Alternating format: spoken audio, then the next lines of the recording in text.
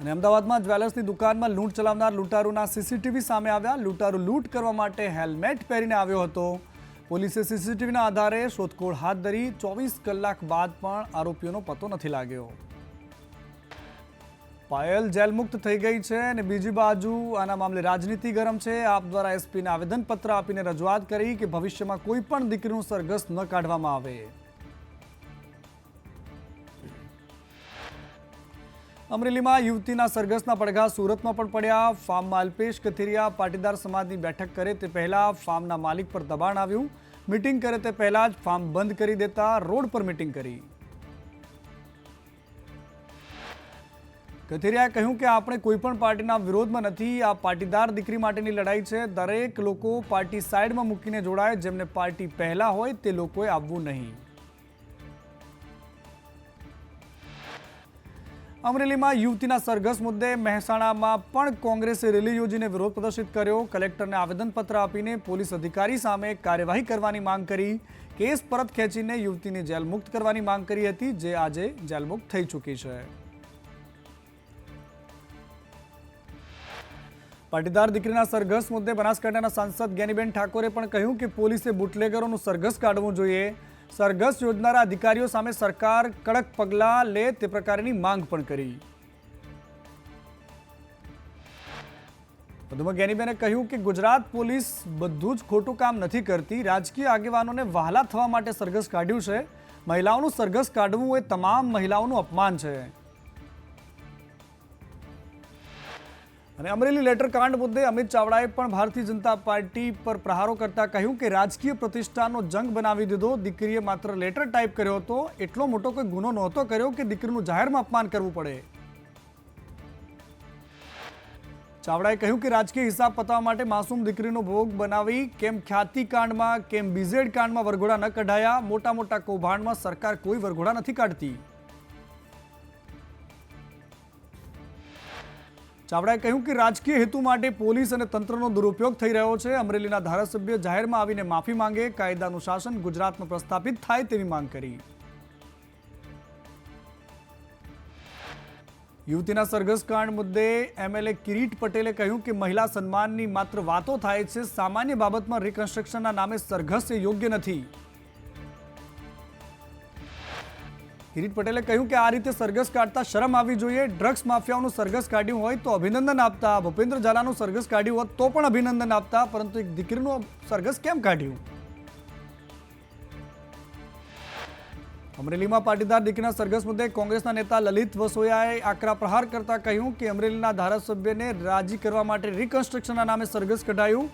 ગુજરાતમાં કાયદો અને વ્યવસ્થાની સ્થિતિ કથળી ગઈ છે।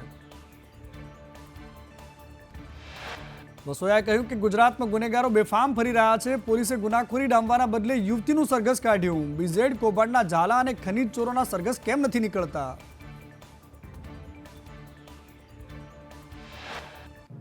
તો આ તરફ ક્ષત્રિય સમાજના અગ્રણી પદ્મિનીબા વાળાએ પણ મેદાનમાં આવીને કહ્યું કે કુંવારી દીકરીનું સરઘસ કાઢીને શું સાબિત કરવા માંગો છો? હિસ્ટ્રી શીટર આરોપીઓના સરઘસ પોલીસ કેમ નથી કાઢતી?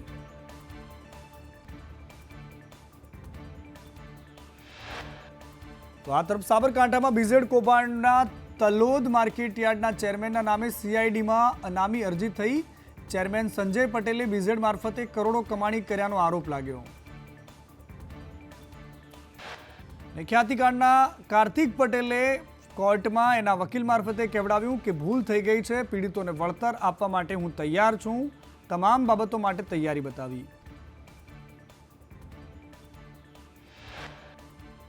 કાર્તિક પટેલના આગોતરા જામીન અરજી પર સુનાવણી થઈ। કોર્ટમાં રજૂઆત કરી કે સરકારી યોજનાઓની જાગૃતિ લાવવા માટે અને ગરીબોને સરકારી યોજનાના લાભ માટે અમે તો આયોજન કરતા હતા કેમ્પનું।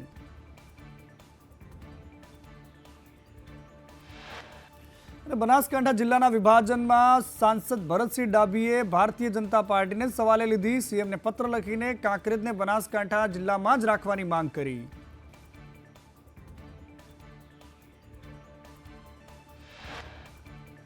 અને બનાસકાંઠા જિલ્લાના વિભાજનથી વિવાદ ચાલી રહ્યો છે। ધાનેરાનો પણ વાવ થરાદમાં સમાવેશ કરતા સ્થાનિકોએ વિરોધ કર્યો। સ્થાનિકોએ પાલનપુર કલેક્ટર કચેરીએ આવેદનપત્ર આપીને ધાનેરાને બનાસકાંઠામાં રાખવા માટે માંગ કરી। બનાસકાંઠા વિભાજન વિવાદમાં હવે ધારાસભ્ય મેદાનમાં આવ્યા। થરા બંધમાં ધારાસભ્ય અમૃતજી ઠાકોર જોડાયા। અમૃતજીએ ઉચ્ચારી ચીમકી કે કાંકરેજ કાંટાળો તાજ છે, તેની સાથે છેડછાડ ન કરતા।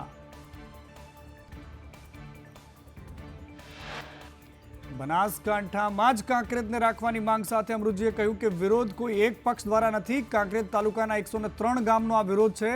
શિહોરી બાદ થરાના વેપારીઓએ પણ વિરોધ કર્યો। મુખ્યમંત્રીએ જંત્રી મુદ્દે બિલ્ડર્સને ખાતરી આપી। કહ્યું કે અત્યારે બધાના મગજમાં જંત્રી જંત્રી ચાલે છે, જંત્રીને લઈને ગભરાવાની જરૂર નથી। સારો રસ્તો હશે તો એના તરફ આગળ વધીશું। મુખ્યમંત્રીએ એફોર્ડેબલ હાઉસિંગ મુદ્દે ટકોર કરી। એમણે કહ્યું કે આજકાલ એફોર્ડેબલ હાઉસિંગનો મતલબ બદલાઈ ગયો છે। નાના મકાનો બનાવવા પર ધ્યાન આપો।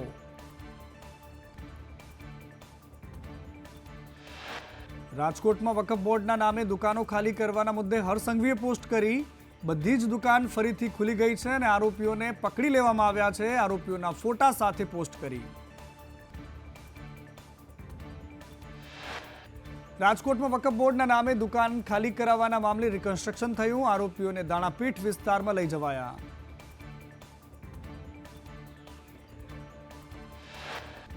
કેબિનેટ મંત્રી કુબેર ડિંડોરે સંસ્કૃતિને લઈને નિવેદન આપતા કહ્યું કે હિન્દુ સમાજ જે ગુમાવ્યું છે તે પરત મેળવવાનું છે। જે ગુમાવ્યું છે તે મેળવવા માટે સરકાર કટિબદ્ધ છે। વિધર્મીઓએ હિન્દુ સંસ્કૃતિને ખૂબ નુકસાન કર્યું છે। હિન્દુ સંસ્કૃતિનો નાશ કરવાની કોશિશ થઈ છે। શિક્ષણ મંત્રી ડિંડોરના નિવેદન પર કોંગ્રેસના ધારાસભ્ય અમિત ચાવડાએ પ્રહાર કરતા કહ્યું કે શિક્ષણ મંત્રીએ રાજ્યમાં શિક્ષણની ચિંતા કરવી જોઈએ, સંસ્કૃતિની ચિંતા પછી કરજો। ગુજરાતમાં આજે શિક્ષણની શું સ્થિતિ છે જરા જોઈ લો।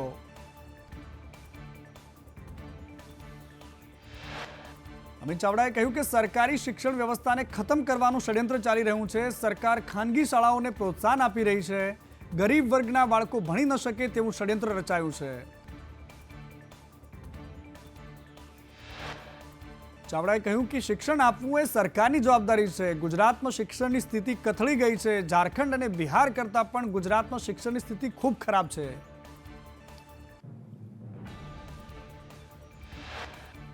ચાવડાએ કહ્યું કે એક રાજ્યમાં અનેક સ્કૂલો એવી છે કે જ્યાં એક જ શિક્ષક છે જે 1 થી 8 ભણાવે છે। પ્રવેશોત્સવના નામે તાઇફાઓ થાય છે, પરંતુ શિક્ષકોની ભરતી નથી થતી।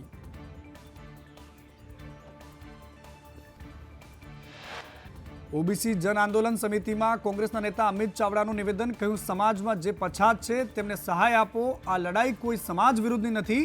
પાટીદાર આંદોલન સમયે કોંગ્રેસ બિલ લઈને આવી હતી। ઓબીસી અને લઘુમતીઓને અન્યાય થશે એ નહીં ચાલે।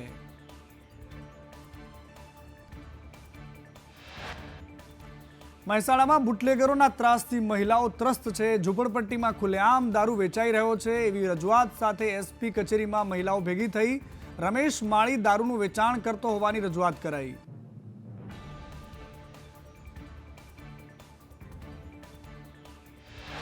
સુરતમાં નીલગિરી સર્કલ પાસે લાગેલા શિવ મહાપુરાણના બેનરો હટાવાયા। બેનરો હટાવાતા લોકટોળું લિંબાયત ઝોન ઓફિસે પહોંચ્યું।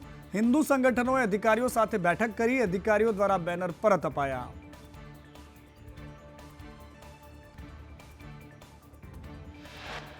અને સુરેન્દ્રનગરના લીંબડી એસટી ડેપોમાં વિદ્યાર્થીઓએ હોબાળો મચાવ્યો। ચૂડા તાલુકાના રૂટની બસો બંધ રહેતા હોબાળો મચાવ્યો। 24 કલાકમાં રૂટ શરૂ નહીં થાય તો ઉગ્ર આંદોલનની ચીમકી ઉચ્ચારી।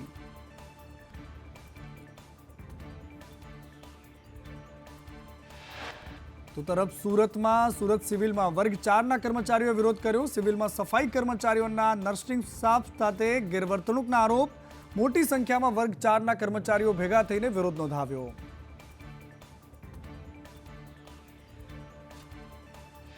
અને નડિયાદની સરદાર ભવનની 46 દુકાનોને તોડી પડાશે। ગેરકાયદેસર ખડકી દેવાયેલી 46 દુકાનો મામલે મનપાના ફેવરમાં હાઈકોર્ટે ચુકાદો આપ્યો। દુકાનો દૂર કરીને વરસાદી કાંસની કાર્યવાહી હાથ ધરાશે।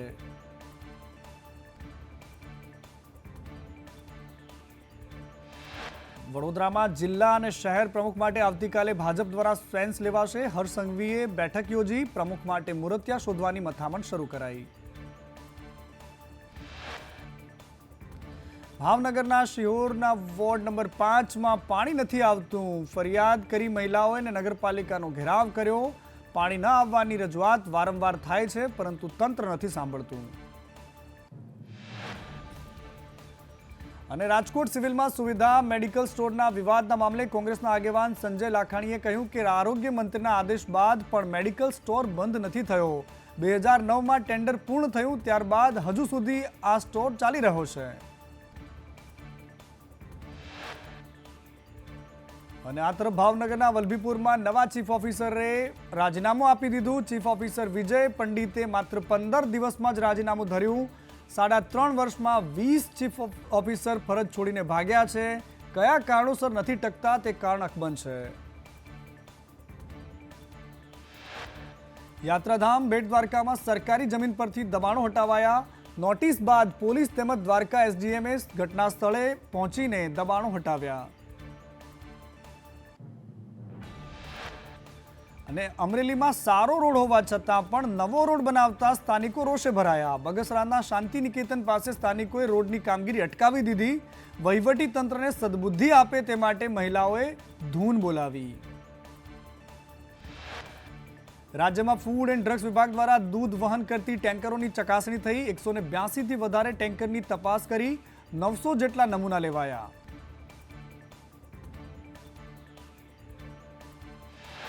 અને ગીર સોમનાથમાં ડિમોલિશન બાદ 7 પરિવાર દયનીય સ્થિતિમાં. વિસ્થાપિત પરિવાર 6 મહિનાથી સરકારી ઓરડાની શાળામાં રહેવા માટે મજબૂર છે. કોંગ્રેસ ડેલિગેશને પીડિત પરિવારની મુલાકાત લીધી. સુરતમાં સ્ટ્રક્ચર બનાવ્યા બાદ કિડ્સ સિટી પ્રોજેક્ટને પડતો મુકાયો. ₹51 કરોડના ખર્ચે કિડ્સ સિટી બનાવવાની હતી. બીજેપી કોર્પોરેટરે પાલિકા પાસે જવાબ માંગ્યો. અને ઉદ્યોગપતિ મુકેશ અંબાણી અને અનંત અંબાણી દ્વારકાધીશના શરણે પહોંચ્યા. મુકેશ અંબાણી અને અનંત અંબાણીએ દ્વારકાધીશમાં પૂજા અર્ચના કરી.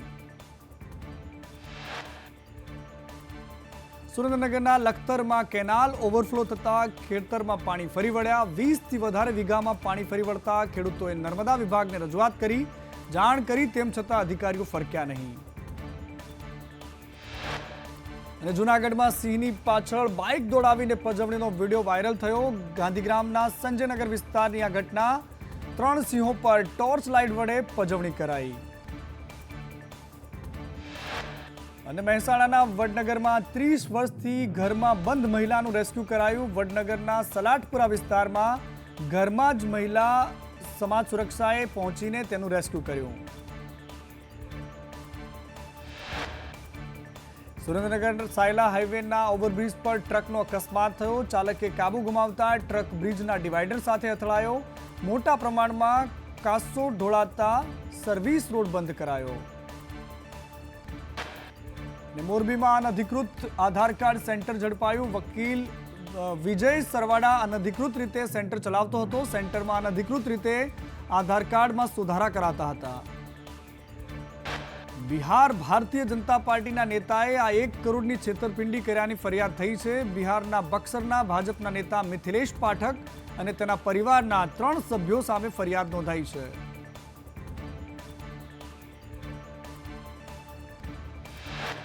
સુરતના હજીરાની એમએનએસ કંપનીમાં બ્લાસ્ટ મુદ્દે હજુ પણ ફરિયાદ નથી નોંધાઈ. કંપનીમાં બ્લાસ્ટ થતા 4 શ્રમિકોના મોત થયા હતા. કંપનીની બેદરકારી છતાં રિપોર્ટના બહાને ફરિયાદ નોંધવામાં નથી આવી.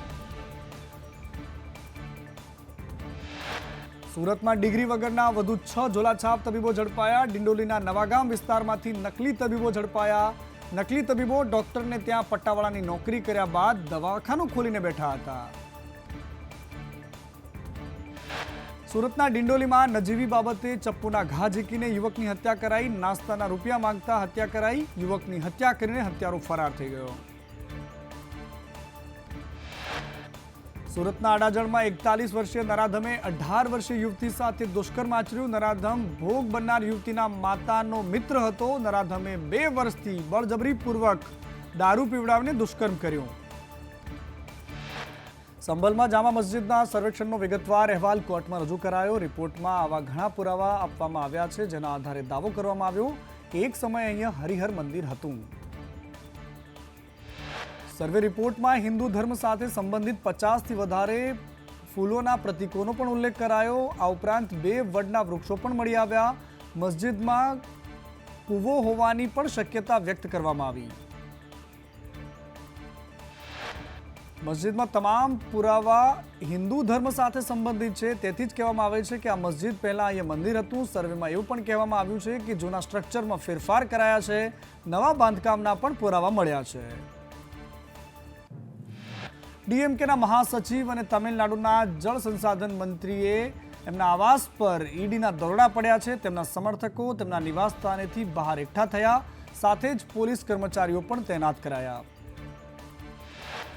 ડીયુ કોલેજનું નામ વીર સાવરકરના નામ પર રાખવાનો કોંગ્રેસના વિરોધ કરવા પર એનસીપી અને એસસીપી સાંસદ સુપ્રિયા સુલેએ કહ્યું કે જો કોંગ્રેસની માંગ હોય તો અમે સંસદમાં સત્રમાં તેનો પ્રસ્તાવ મૂકી શકીએ છીએ.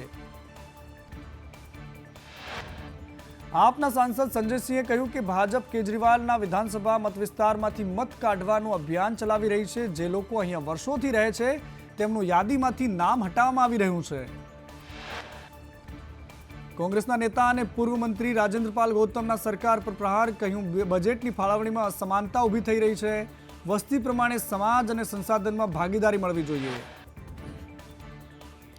રાજેન્દ્રપાલે કહ્યું કે ગુજરાતમાં સત્તાનું કેન્દ્રીકરણ થઈ રહ્યું છે. દરેક જગ્યાએ ભેદભાવનો સામનો કરવો પડ્યો. ગુજરાતમાં ઓબીસી સમાજને અન્યાય થઈ રહ્યો છે. જાતીય આધારિત વસ્તી ગણતરીની માંગ પણ કરી.